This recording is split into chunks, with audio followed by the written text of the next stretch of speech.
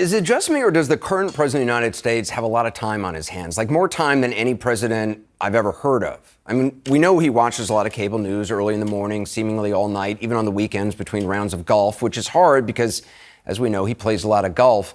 I know the enablers of the White House call the giant blank spots on his schedule executive time, but can you actually imagine any real executive at any reputable company sitting around watching so much cable news and then tweeting so much made-up stuff and then retweeting other people's dribble? This is not a new question, of course. It's been asked before, but I bring it up tonight because the president has once again been playing one of his favorite games, suggesting a conspiracy exists without any proof and with the intention of hiding any potential blowback on his own possible actions. Today, the president defended his new conspiracy mongering by falling back on one of the lamest excuses, which he has used time and time again. So I just want to quickly give you the backstory. You probably know, shortly after pedophile financier Jeffrey Epstein was found dead, a comedian who, according to his website, doesn't actually have any upcoming dates at all, but does sell T-shirts and ringtones and has appeared on Fox News, sent a tweet essentially suggesting the Clintons were somehow involved in the death of Jeffrey Epstein. No evidence, no facts, just this guy tweeting it out.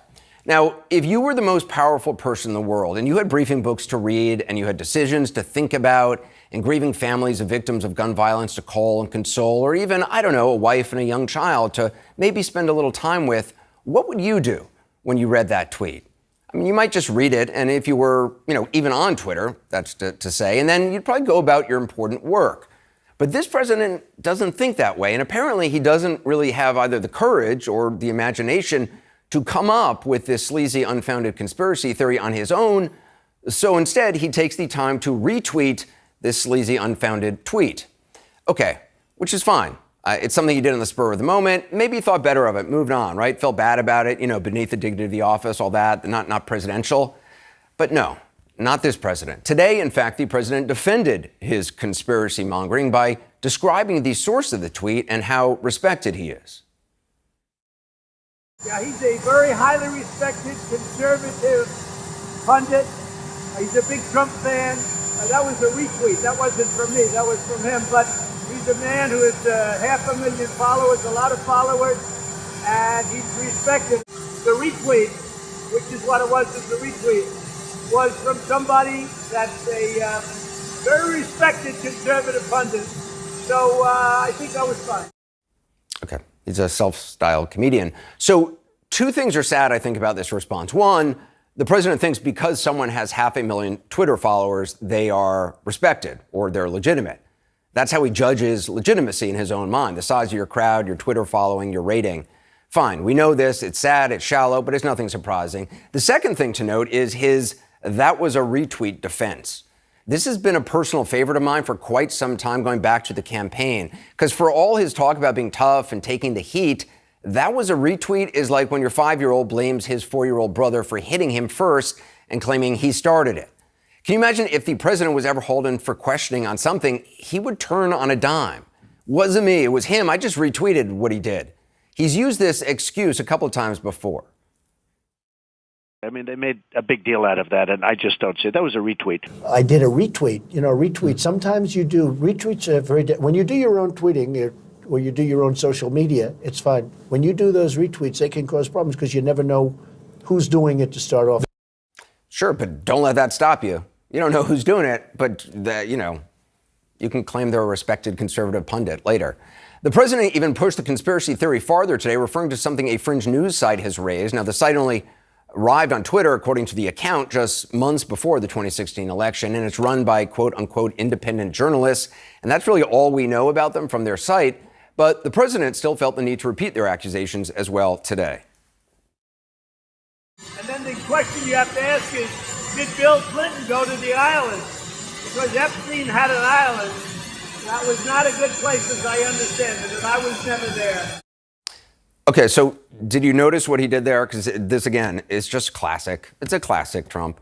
He made the accusation, which a Clinton spokesman has denied, and we'll go into that in a little further detail later, about the former president possibly going to Epstein's island. And as of now, there's no evidence he did. And then unprompted, the president said, and I quote, "and I was never there," which is kind of weird, right? This other person did something horrible, but by the way, I wasn't there. Why would the president want to deflect and raise this point that he was never there. Perhaps because he told New York Magazine in 2002, quote, "I've known Jeff," meaning Jeffrey Epstein, "for 15 years. Terrific guy." Terrific guy, Jeffrey Epstein. The future president then went on to say, and I quote, "He's a lot of fun to be with. It's even said that he likes beautiful women as much as I do, and many of them are on the younger side. No doubt about it, Jeffrey enjoys his social life." Well, he certainly did. Not a lot of other people did, but he certainly did. In fact, we have tape from a decade earlier showing Epstein enjoying his social life with Donald Trump at Mar-a-Lago. NBC News first broadcast this tape. At one point, you can actually see him gesturing toward a woman, and it appears he says to Epstein, "Look at her back there. She's hot." Classy. Now, by any legitimate standard, none of that means the president is involved with Jeffrey Epstein's crimes. But by the standards of our own president, it does kind of raise questions, doesn't it? By the Trump standard? Does the president believe any of this about the former President Clinton? Probably not. That doesn't matter to him or to the harm it might do. Does he believe the Clintons killed former aide Vince Foster, as he suggested, or that Ted Cruz's dad was involved in the JFK assassination, or that Justice Antonin Scalia was murdered? You know, he was found with a pillow over his face, according to Trump. I don't know if he believes it or not. All we know is these theories about murder become more prominent as we get into election season. And this is the way he connects and solidifies support among his base. It's like what he told reporters about whether his base could accept background checks. I think my base relies very much on common sense, and they rely on me in terms of telling them what's happening. They rely on me in terms of telling them what's happening. You know what, Mr. President? All of America used to be able to rely on the president to tell them what was happening, particularly at times of crisis. But you know what? It sure feels like a long, long time ago. Before we talk to our guests about all this, I do want to read precisely what Clinton's spokesman said back in July about his travels with Epstein that the current president is now alluding to and building off of. I'm quoting from the spokesman. In 2002 and 2003, President Clinton took a total of 4 trips on Jeffrey Epstein's airplane, 1 to Europe, 1 to Asia, and 2 to Africa, which included stops in connection with the work of the Clinton Foundation.